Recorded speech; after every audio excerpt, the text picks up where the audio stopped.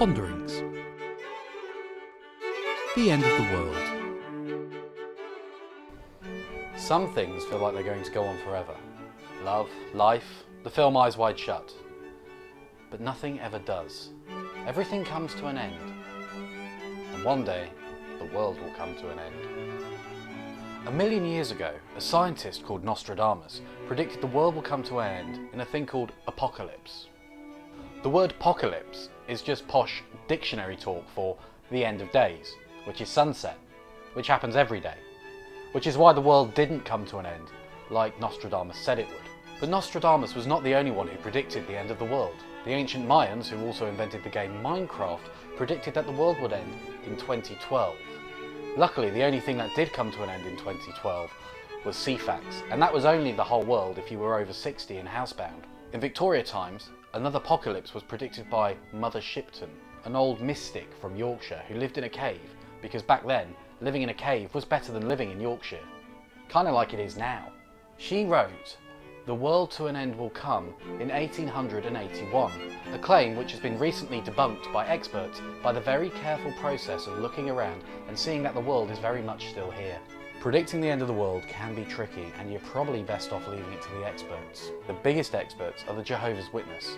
They predicted the end of the world in 1914, 1915, 1918, 1920, 1925, 1941, 1975, 1994 and 1997. So they're getting really exceptionally good at it.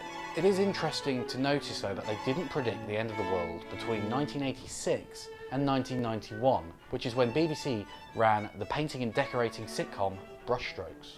The most famous apocalypse of all is in the best-selling historical thriller The Bible. Like the film Seven, the Bible ends with a sort of mass killing based on the number 7. A lamb with 7 horns and 7 eyes opens 7 seals. The first one contains the 4 horsemen of the apocalypse. You wouldn't think seals would eat horses, but apocalypses are full of nasty surprises. The second seal contains a red horse. The third seal contains a black horse. The fourth seal contains a pale horse, so it turns out horses are a seal's favourite food. The seventh seal contains 7 trumpets, and when they start tooting, the earth catches fire and things start falling out of the sky. But not normal things like snowflakes or birds, but huge things like a mountain and a star, and on it goes, with 7 more things, and 7 more things. It's like Deal or No Deal, where each box contains deformed farmyard animals, like really scary ones with wrong eyes, creatures even more terrifying than the original Bungle. Perhaps the writers of the Bible were confusing the end of the world with the end of the Bible, because that's how the Bible ends.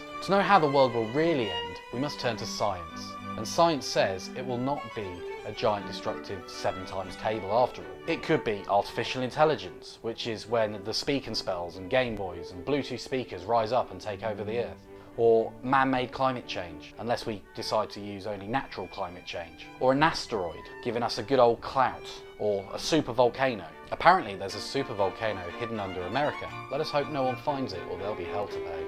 There have been times when it felt like the end of the world, but at least so far, we've not had apocalypse.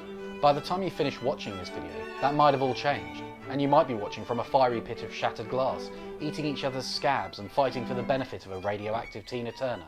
If so, maybe all I can say is take care, and take one last look at our beautiful world.